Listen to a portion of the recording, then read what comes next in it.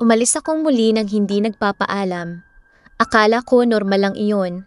Isa lang sa mga araw na babalik din ako agad.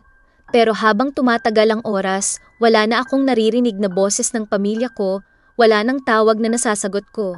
Hanggang sa tuluyang lumipas ang mga araw at ang tahimik na pag-aalala ay naging takot. Ang sumunod na nangyari, hindi ko na rin inaasahan.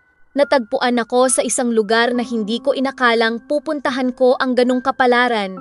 At doon, tuluyang nagbago ang lahat para sa pamilya ko. Nagsimula ang investigasyon. Unti-unting binuo ng mga awtoridad ang mga nangyari at bumalik ang mga tanong sa taong matagal ko nang nakakasama.